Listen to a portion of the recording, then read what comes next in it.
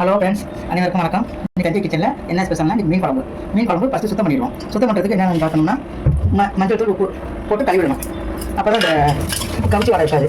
சுத்தமாக கழுவி விட்டுறணும். நல்லா உடச்சி மஞ்சள் வசலாம். இல்லைன்னா இது நல்லா அது உடச்சி கழுவி வைக்கணும். கவுச்சி வர போகிற அளவுக்கு பண்ணணும்.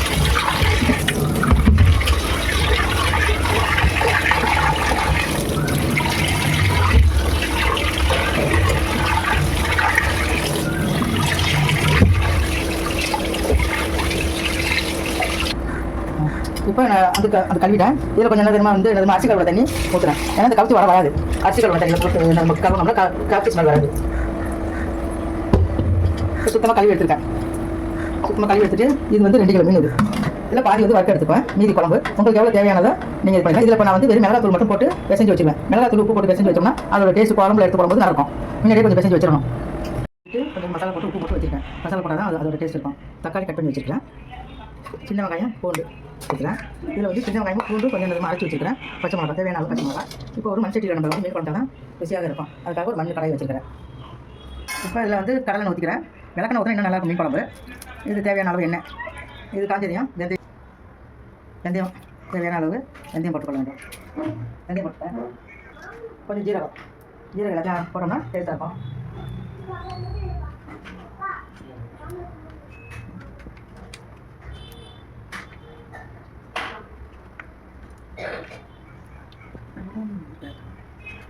கறி வடகம் அது மீன் குழம்பு கார குழம்பு எதுக்கு போட்டாலும் சுவையாக இருக்கும்.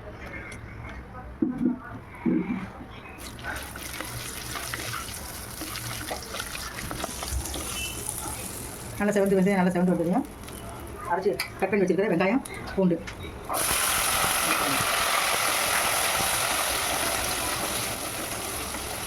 நல்லா பொன்னிறமாக சேர்க்கணும். இப்போ செவந்து வந்துடுச்சு. இப்போ அரைச்சி வச்சுருக்கிற வெங்காயம் சின்ன வெங்காயம் பூண்டு அதை போட்டுக்கணும்.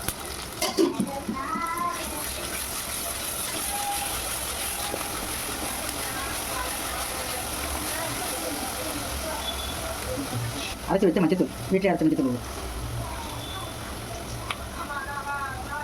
நான் வீட்டில் தயாரிக்கிற மசாலா பொருள்லாம் கமெண்ட்டில் கொடுக்குறேன். நீங்கள் பார்த்துக்கணும். உங்களுக்கு தேவைன்னா நான் அதுக்குள்ளே தான் நான் சொல்கிறேன் என்னென்ன தேவைப்படுற மசாலா ஐட்டம்லாம் அப்படின்ட்டு. நான் எல்லாமே வீட்டில் தான் அரைச்சி யூஸ் பண்ணுவேன். அதோட கொஞ்சம் மிளகாத்தூள் வெறும் மிளகாய் தனி மிளகாத்தூள் கொஞ்சம் கலர் கொடுத்துருக்காரு. கொஞ்சம் போடணுங்க. அப்புறமா வீட்டு போட்டுக்கலாம். ஓகேங்களா? அப்படி எல்லாம் சேர்ந்து வச்சுருக்கேன். அடுத்து தக்காளி தக்காளி இப்போ நல்லா கொஞ்சம் வதங்கிறதுக்காக அதோட கொஞ்சம் உப்பு போடணும். உப்பு போட்டோம்னா தக்காளி நல்லா வதங்கி வரும். நம்ம மீனில் ஏற்கனவே கொஞ்சம் உப்பு மிளகாத்தூள் போட்டு வச்சதுனால கொஞ்சம் தேவையான போது கொஞ்சம் கம்மியாக உப்பு பண்ணிங்க. இப்போ எண்ணெய் பிரிஞ்சு வர நல்லா ஆரம்பிச்சு பாருங்கள். சைடில் எண்ணெய் நல்லா பிரிஞ்சு வந்துச்சு. இதோட நம்ம வந்து மிளகாத்தூள் நம்ம வந்து இதில் சேர்த்துக்கணும். வீட்டில் அரைச்ச மிளகாத்தூள் தான் அது நான் போடுறோம் பாருங்கள். வீட்டில் அரைச்ச குழம்பு மிளகாத்தூள் அது நம்ம தேவையான அளவு உங்களுக்கு எவ்வளோ தேவையோ நான் இப்போ வந்து 1 கிலோ மீன் பண்ணிடுறேன். அதுக்கு தகுந்த மாதிரி நான் கொடுக்குறேன். உங்களுக்கு காரத்துக்கு நாங்கள் காரம் புளிப்பு சாப்பிடலாம். உங்களுக்கு எப்படி காரம் புளிப்பு எப்படி தேவைப்படுதோ நீங்கள் அது மாதிரி போட்டு மிளகாத்தூள் நல்லா சேர்த்துக்கணும். இதில் இப்போ வந்து கொஞ்சம் நாங்கள் தேங்காய் போடுவோம். அதிகமாக போடாமல் கொஞ்சம் தேங்காய் சின்ன வெங்காயம் பூண்டு கொஞ்சம் மிளகு ஜீரகம் எல்லாம் சேர்த்து அரைச்சிருக்கேன். அதையும் இதில் வந்து சேர்த்துக்கலாம். சேர்த்து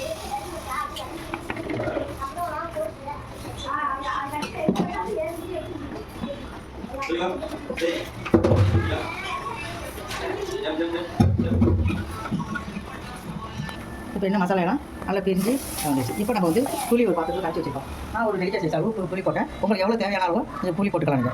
இப்போ இதில் ஊற்றிடுங்க.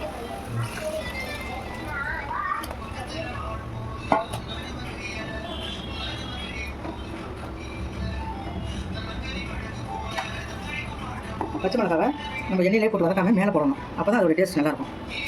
மேலே போடணும்.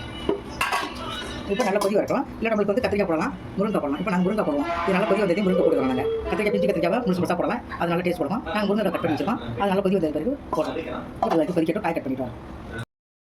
இப்போ நல்லா குழம்பு கொதிச்சுக்கிட்டு இருக்குது. 2 கொதி வந்ததே அதில் முருங்கைக்காய் போடுவோம். அது வரைக்கும் பக்கத்தில் வந்து மீன் வைக்க ஆரம்பிக்கலாம்.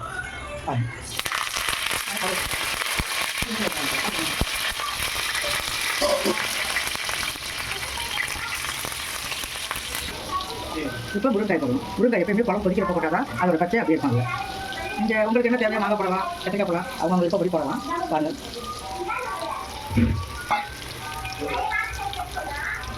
நல்லா ஒரு கிட்ட போட்டோம்னா இது ஒரு கொதி வந்ததையும் மீன் போட்டுக்கலாம். அது வரைக்கும் நல்லா கொதிக்கணும். கொஞ்சம் நம்ம ஒன்றா போடணும். இது பண்ணி போடணும். அதுக்கு கொஞ்சம் கம்மி பண்ணி வச்சுட்டு மீன் எடுத்து ஒரு பீஸாக போடணும்.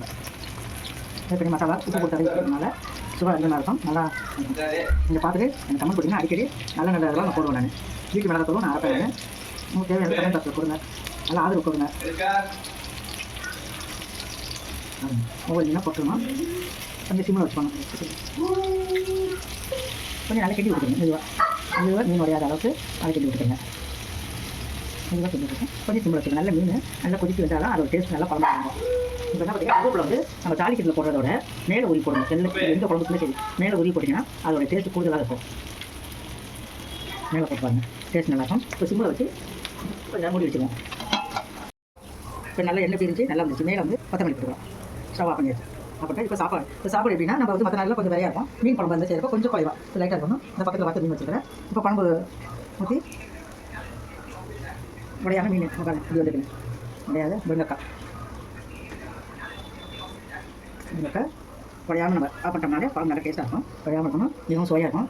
நீங்கள் இந்த இது உங்களுக்கு பிடிச்சிருந்தா லைக் பண்ணுங்கள், ஷேர் பண்ணுங்கள், கமெண்ட் பண்ணுங்கள். பக்கத்தில் உள்ள பெல் பட்டனை